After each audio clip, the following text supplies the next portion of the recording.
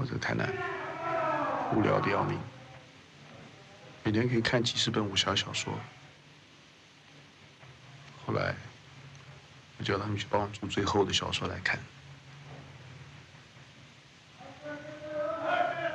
其实以前的人，跟我们现在出来混的人，真的很像。我记得，好像全城的人都翘头，而且到处都被放火。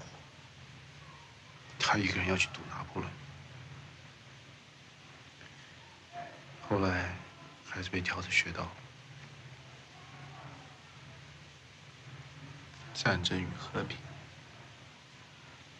其他的武侠书名都不记得，只记得这一本。让谁带给你力量？只是有的有倒霉的人。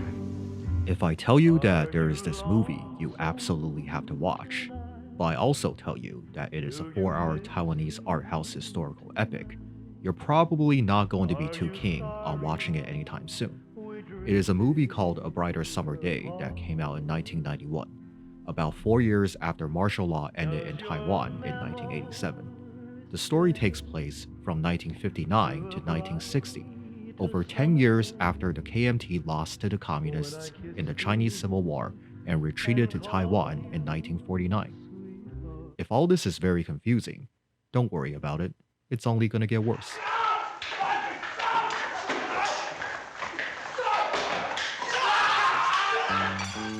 Taiwan, and specifically Taipei circa 1960, was a politically and culturally confusing time in its history. During this time, the majority of Taipei people could be categorized into two camps. They were either Bensenren, best described as ethnic Chinese people native to Taiwan, and Waisenren, best described as ethnic Chinese people who came to Taiwan with the KMT after the Civil War from mainland China.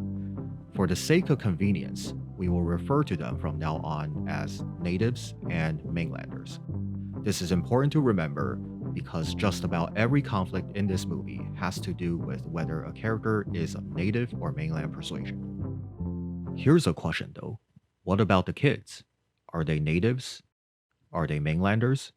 It's tough to say because they are the first generation to have grown up under the military regime, so it's hard to just easily file them under one category or another. In other words, they're lost. They are the byproducts of forces greater than they are. Their lives are minuscule and arbitrary in the grand scheme of an oppressive society and political regime. A Brighter Summer Day tells the story about the people who live under this regime.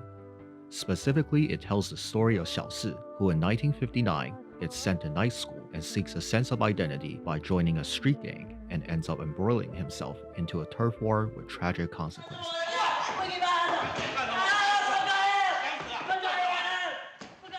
With over 100 actors in different roles and a runtime of nearly 4 hours, A Brighter Summer Day is a Taiwanese epic about how people living under an oppressive regime and societal conflicts search for greater identity and meaning despite their minuscule lives, and how they do so through joining gangs and pursuing entertainment.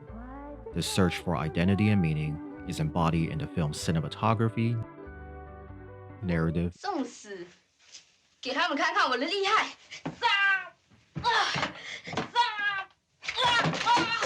别这样了，有必要啊。 and music. I never let you go. Why? Because I love you. Yes, I love you. Via these three aspects of the film, we can see how the film's various characters are microcosms of social cultural forces greater than they are, and as a result, rendering their search for identity to be arbitrary and meaningless.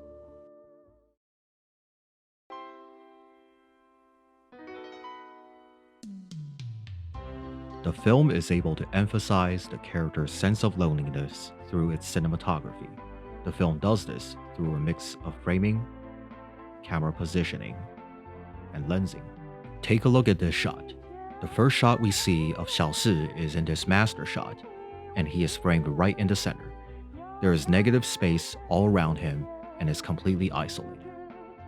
Throughout the film, we see many wide shots where the characters are on the bottom of the screen and almost seem to be swallowed by their surroundings. Then there are these moments when the characters are together as a gang. Despite being a big group, the way they are framed suggests that they are still alone, even as a group, as if we are watching them through a window. This uncanny feeling comes primarily from the position of the camera and the lens that is used. We don't really have records of the film's technical specifications, but judging by our own eyes, the camera is placed far from the action and the lens used seems to be between 35 to 50mm. The shot evokes the feeling of a camera surveying its characters, creating a sense of distance. As a result, it makes the characters look like they inhabit a self-contained world. Even in groups, these kids come off as isolated and alone.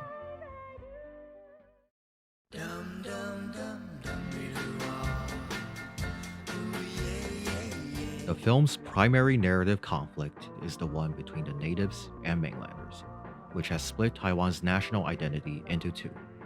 The film embodies this conflict through the Little Park Boys and the 217s. The Little Park Boys are primarily the sons of natives, while the 217s are primarily the sons of KMT military officials. Even this ground-level conflict between two street gangs is a microcosm of this greater conflict of national identity.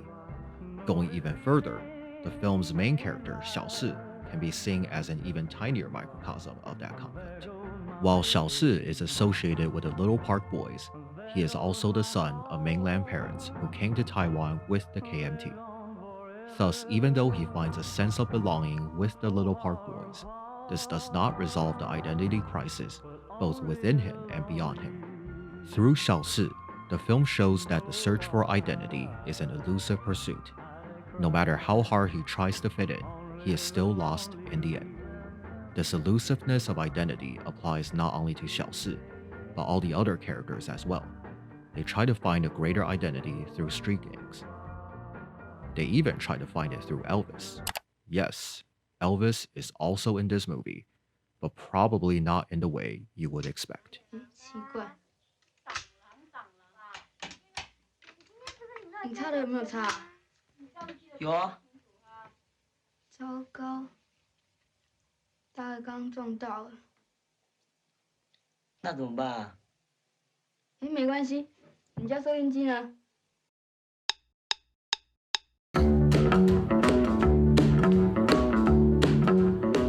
Entertainment is used throughout the film to serve as a way for the characters to find meaning and hope in their lives.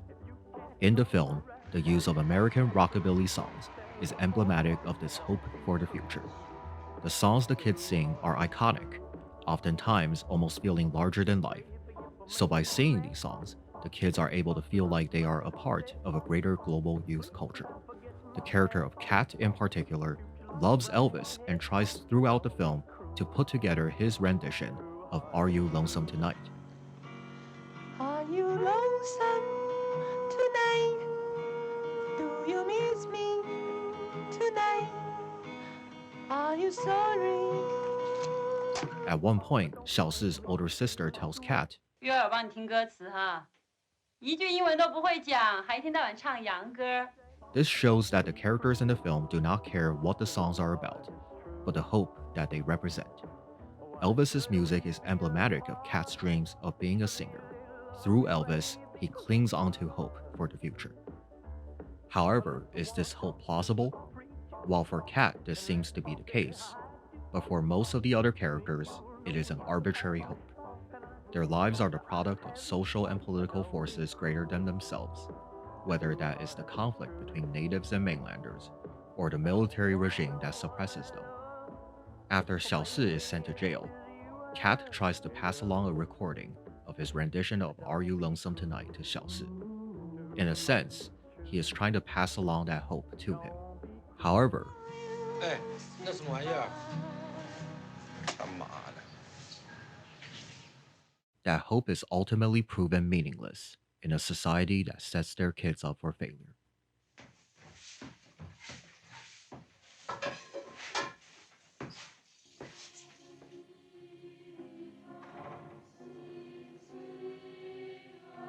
Elvis's letter to Kat makes it sound almost as if the existence of his music in Taiwan is a completely arbitrary 他 phenomenon. 回我信了哎，他信上写，他的歌竟然在一个不知名的小岛上这么受欢迎。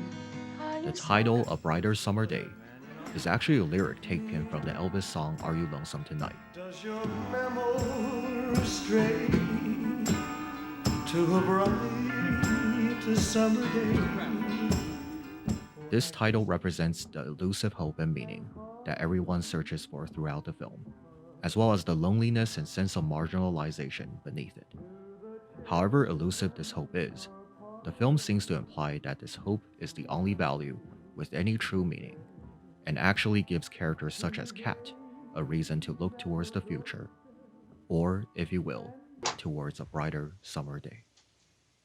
哎，你怎么把它关掉了？难听死了，还寄给谁啊？你别管了，以后你就知道了。